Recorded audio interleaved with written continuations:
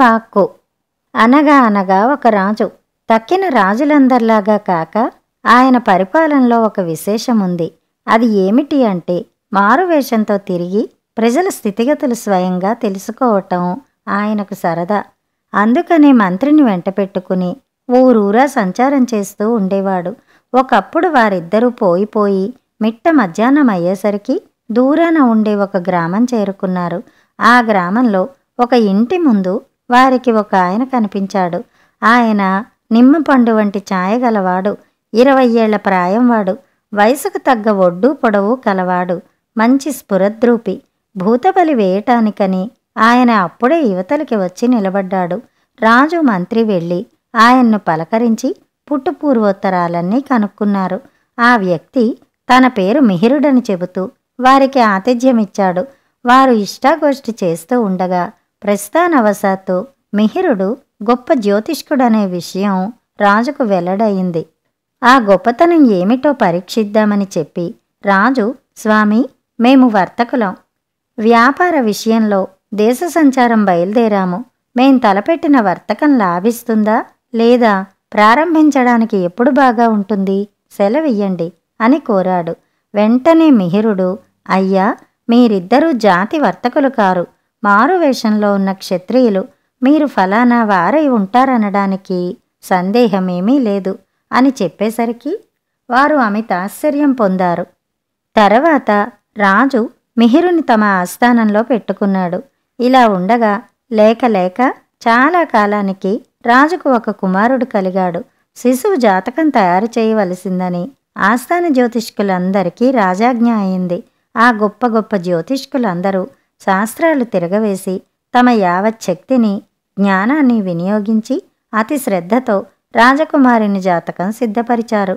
పని పూర్తి అయిందనగానే రాజు దర్బారు చేశాడు. ఆ సభలో అందరూ కూడా రాజకుమారుని జాతకం చాలా దివ్యంగా ఉంది. అయితే 20వ ఏట మాత్రం అందులో ఒక చిన్న గండం కనిపిస్తోంది. కానీ అది ఏపాటి, ఇట్టే దాటేయవచ్చు అంటూ ఏకగ్రీవంగా చెప్పారు. అందరూ కలిసి ఈ విధంగా చెబితే మిహిరుడు మాత్రం ఆ బాలుడు 20వ ఏట ఫలానా రోజున 5:30 గంటలకు అడవి పంది మూలంగా తప్పక మరణిస్తాడు అని జంకు గొంకులు లేకుండా చెప్పాడు. రాజపుత్రునికి బాల్యం దాటింది. జ్యోతిష్కుల మాటలు జ్ఞాపకం రాగా అప్పటి నుండి రాజు మనస్సు కలవరపడజొచ్చింది. అటు సూర్యుడు ఇటు పొడిచినప్పటికీ మిహిరుని నోటి వాక్యానికి తిరుగులేదని రాజుకు బాగా తెలుసు. కనుక కుమారుని విషయంలో ఉపేక్ష చేయడానికి ఎంత మాత్రమూ వీలు లేదనుకున్నాడు. పోతే దైవవిధికి అడ్డుపెట్టే శక్తి ఎంత మాత్రమూ మానవునికి లేదు. అయినా ప్రయత్నం చేసి కుమారునికి అడవి పంది మూలంగా వచ్చే గండం తప్పించ చూద్దామని రాజుకు బుద్ధి పుట్టింది. ఈ ఉద్దేశంతో నగరానికి దూరాన 7 అంతస్తుల మేడ కట్టించి చుట్టూ ఎత్తైన గోడలు ఆవరణగా పెట్టించి చీమలు చొరటానికైనా వీలు కానంత బందోబస్తు చేయించాడు. సమస్త సదుపాయాలు ఆ మేడలోనే జరగడానికి ఏర్పాటు చేసి సహపాఠులతో సహా తన కుమారుణ్ణి దానిలో ప్రవేశపెట్టించాడు. బాలురు ఎవళ్ళూ మేడ విడిచి చుట్టుపక్కల వనాల్లోకి విహారం వెళ్లకుండా కట్టడి చేశాడు. ఇన్నీ చేసి తను అప్పుడప్పుడు వచ్చిపోతూ చూస్తూ ఉండేవాడు. ఇలా ఉండగా గండకాలం సమీపించింది. జ్యోతిష్కులు పెట్టిన గడువు ఇక 1-2 రోజులే ఉంది. అప్పుడు రాజు సైనికులతో ఇదివరకు కంటే కూడా చాలా జాగ్రత్తగా ఉండండని హెచ్చరిక చేశాడు. గండదినం నాడు సూర్యోదయం మొదలు ప్రతి క్షణము కుమారుని ఆరోగ్యం తనకు తెలపటానికని రాజు వేగరులను ఏర్పాటు చేశాడు. మధ్యాహ్నం 3 గంటలు అయ్యే వరకు వేగరులు ఒకరి వెనక ఒకరు వచ్చి రాజపుత్రుడు ఉత్సాహంగానే ఉన్నాడని చెబుతూ వచ్చారు. రాజు కొలువు తీర్చి పండిత గోష్ఠి జరుపుతున్నాడు. సభలో వారు అందరూ మిహిరుడు లెక్కలు వేయడంలో ఏమాత్రమో పొరపాటు పడి ఉంటాడని, ఆయన మాట పొల్లు అయితే రాజుకు ఆగ్రహం కలుగుతుందని భయపడసాగారు. ఇంతలో 5 గంటలైంది. సభలో వారందరితో సహా కుమారుని చూడడానికని బయలుదేరాడు రాజు. దారిలో ఒక బంటు ఎదురై కుమారుడు బాగానే ఉన్నాడని, చక్కగా ఆడుకుంటున్నాడని రాజుతో చెప్పాడు. ఇదేమిటన్నట్టు అందరూ ఒక్కసారిగా మిహిరుని వంక చూశారు. అంత మాత్రానికి మిహిరుడు బెదర్లేదు. నా జోస్యం తప్పదు అన్నాడు. అప్పుడు రాజకుమారుడు ఉండే నగర ప్రవేశించి భోగట్టా చేయగా బాలుడు 4వ అంతస్తు మీద ఉన్నాడని సేవకులు చెప్పారు. అక్కడికి పోయి చూస్తే అరగంట కిందటనే గాలి కోసం డాబా మీదకి వెళ్ళాడన్నారు. మిహిరుని వంక చూశాడు రాజు.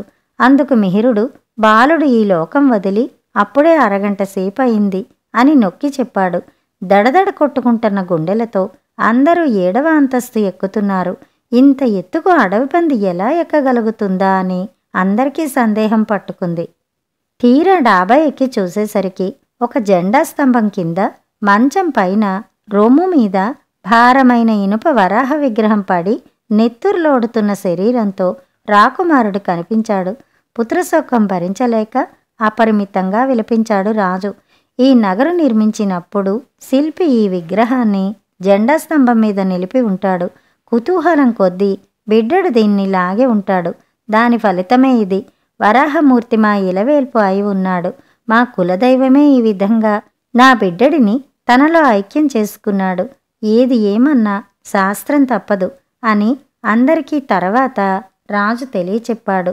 రాజు అప్పుడు మిహిర్ని కౌగిలించుకుని ఎంతగానో గౌరవించి వరాహమిహిరుడనే బిరుదు ప్రసాదించాడు. కథ సమాప్తం.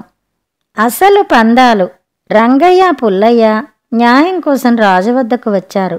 ఇద్దరూ పందెం వేసుకున్నారు. పందెం 100 అని పుల్లయ్య అంటే 200 అని రంగయ్య అన్నాడట.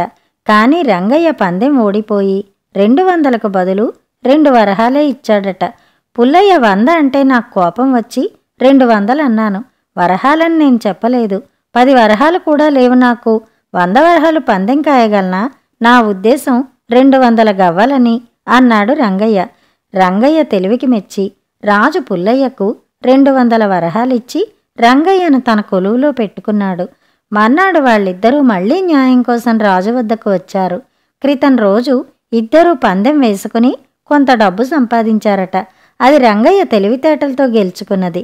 అయినా రంగయ్య దాన్ని అంతా తీసుకోక పుల్లయ్యతో పంచుకుంటానంటున్నాడట. వాళ్ళు తగాదా పడుతున్నది తాను ఇచ్చిన డబ్బు గురించే అనుకుని రాజు పుల్లయ్య నిజాయితీని మెచ్చుకుని అతనికి కూడా ఉద్యోగం ఇచ్చి మీరు వేసుకున్న పందాలేమిటి అని అడిగాడు. వాళ్ళు వేసుకున్న మొదటి పందెం రంగయ్య రాజు కొలువులో చేరుతాడని, రెండో పందెం పుల్లయ్యకు కూడా ఇప్పిస్తాడని. కథ సమాప్తం. కథలు కంచికి, మనం ఇంటికి.